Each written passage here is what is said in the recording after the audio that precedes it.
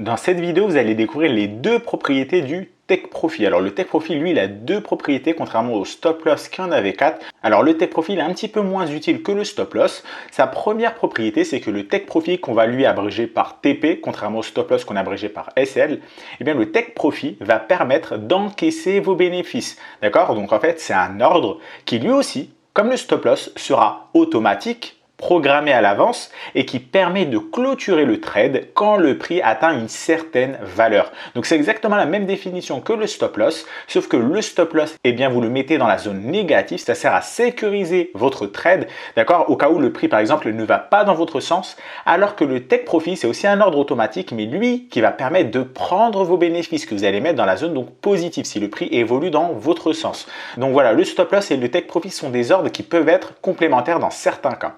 Alors pour les trades qui vont être à l'achat, on va généralement le placer en dessous de la zone où le prix risque de se retourner. D'accord? Contrairement au stop loss, pour un trade à l'achat, un stop loss, vous le mettiez sous un creux. Alors que lui, le take profit, pour un ordre à l'achat, vous allez le mettre sous une zone où le prix risque de se retourner. Admettons que vous prenez un ordre à l'achat et que le prix évolue dans une tendance haussière, eh bien à quel moment vous allez prendre vos bénéfices? Eh bien vous allez prendre vos bénéfices là où le prix justement risque de se retourner et donc de repartir dans une nouvelle tendance baissière. C'est vraiment d'essayer de prendre vos bénéfices le plus haut possible, donc juste en dessous des résistances. Alors pourquoi on ne met pas le prix juste au-dessus de la résistance, mais en dessous? C'est normal parce que le prix il bloquera sur la résistance. Donc si vous prenez vos bénéfices au-dessus, c'est pas une bonne idée. La résistance elle se trouve en dessous et donc elle bloquera le prix avant que vous puissiez atteindre votre niveau de take profit. Évidemment, on ne le met pas non plus sur la résistance pile poil parce que le prix, bien comme vous le savez, avec la volatilité et également avec le fait que les traders eux aussi prennent leurs bénéfices juste avant d'atteindre des niveaux de résistance, et bien souvent,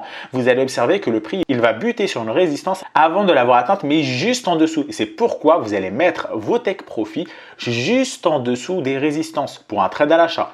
Par contre, pour un trade à la vente et plus précisément pour un trade en short selling, vous allez le placer juste au-dessus de la zone où le prix risque de rebondir, c'est-à-dire juste au-dessus des supports. Donc voilà, c'est vraiment simple. Pour un trade à l'achat, en dessous des résistances, pour un trade à la vente en short selling, au-dessus des supports. Alors en général, on va préférer gérer les trades à l'achat avec un stop loss suiveur et non pas avec un take profit, d'accord? Donc les take profit, c'est plutôt pour les ordres en short, mais pour les trades à l'achat, ça sera plutôt un stop loss suiveur.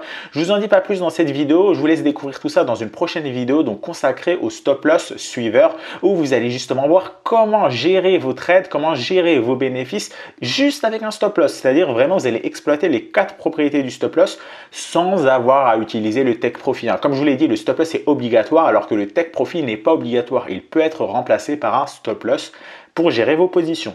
Donc les trades en short, eux, ils seront gérés avec des ordres de take profit. Pourquoi? Parce que tout simplement sur les crypto-monnaies, eh bien la tendance de fond sur la plupart des crypto-monnaies ou en tout cas celles qu'on va trader, eh bien la tendance de fond est haussière. Et donc comme la tendance est haussière, il vaut mieux ne pas prendre vos bénéfices trop tôt et laisser le prix évoluer de creux en creux, de sommet en sommet. Alors que pour les trades en short, eh bien les fortes baisses ne durent pas si longtemps que ça sur le marché des crypto-monnaies. Et donc comme les baisses sont courtes mais sont violentes, eh bien vaut mieux directement prendre vos bénéfices grâce à un ordre de take profit.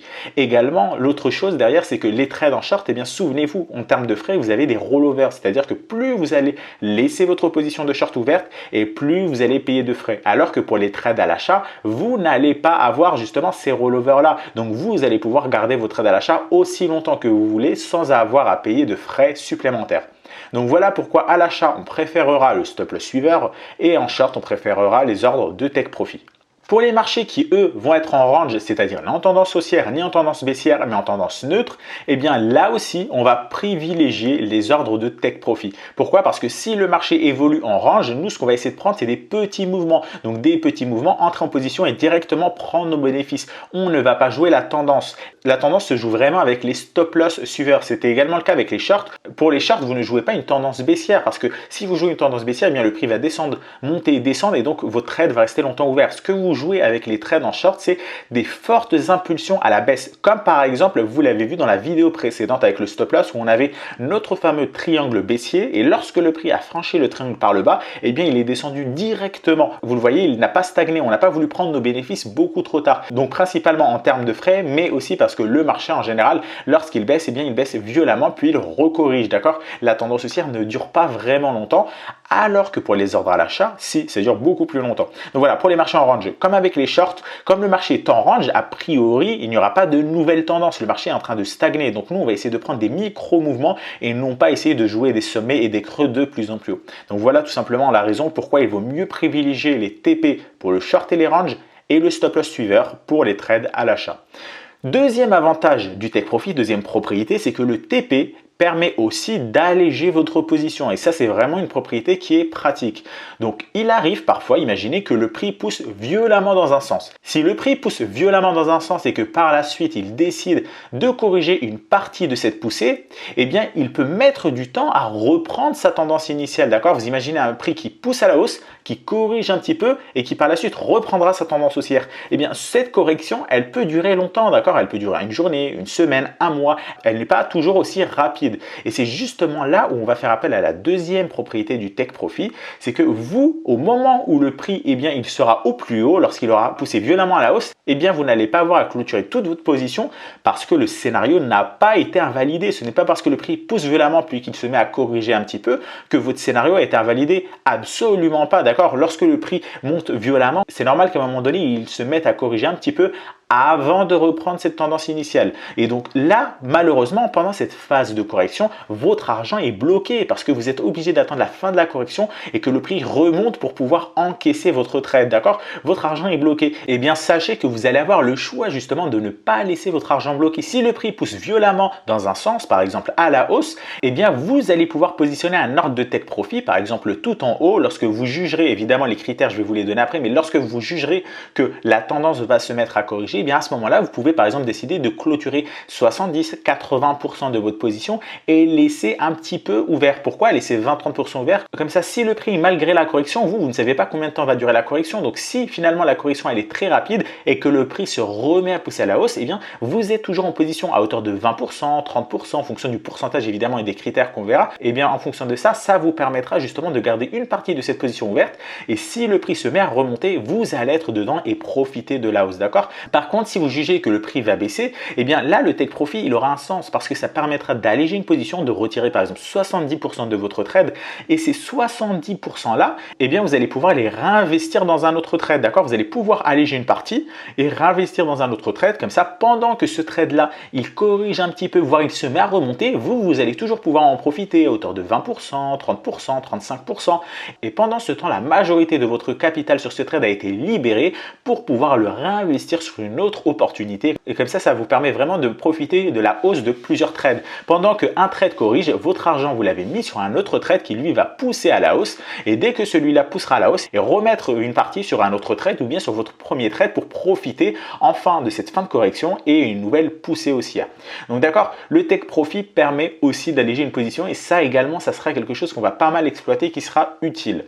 Donc l'ordre de take profit permet justement de clôturer une partie de la position tout en laissant une autre partie encore ouverte. Donc ça c'est vraiment pratique contrairement à l'ordre de stop loss. Le stop loss lorsqu'il est touché, eh bien vous clôturez 100% de votre position. Alors que le take profit, eh bien vous pouvez choisir de clôturer 10%, 30%, 50%, d'accord? Vous pouvez vraiment choisir.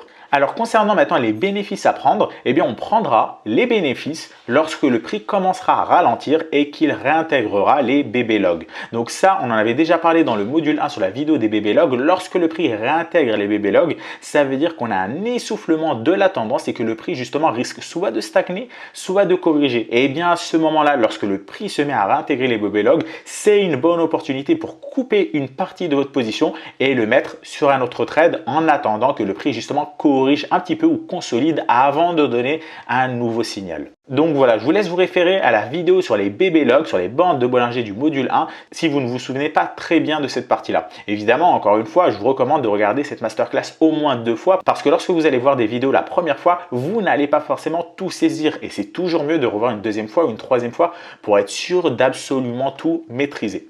Donc voilà, comme je vous le disais en début de vidéo, l'ordre de TP n'est pas obligatoire pour un trader. En fait, on peut tout faire avec le stop loss, on peut sécuriser les positions avec le stop loss, calculer la taille de position avec le stop loss, gérer un trade qui est gagnant avec un stop loss suiveur. Donc vous pouvez vraiment tout faire avec le stop loss. Le take profit sera utile seulement dans certains cas, notamment lorsque le prix pousse violemment à la hausse et que vous voulez rester en position. Donc vous allez pouvoir alléger un petit peu votre position. Et également le take profit peut être utile lorsque vous avez déjà délimité à l'avance les zones de support et de résistance et vous pouvez poser vos take profit donc sur ces zones-là pour encaisser vos bénéfices. Donc voilà les deux propriétés du take profit. Donc vous le voyez, le take profit lui aussi est utile, un peu moins que le stop loss en effet. D'ailleurs, on va beaucoup plus utiliser le stop loss que le take profit, vous allez le voir, mais il n'en demeure pas moins que dans certains cas, ça peut être utile justement de faire appel à ce type d'ordre. Donc voilà pour cette vidéo. Dans la prochaine vidéo, vous allez découvrir la notion de ratio risque-récompense et comment pouvoir gagner plus tout en risquant la même somme. Donc ça fera l'objet de la prochaine vidéo.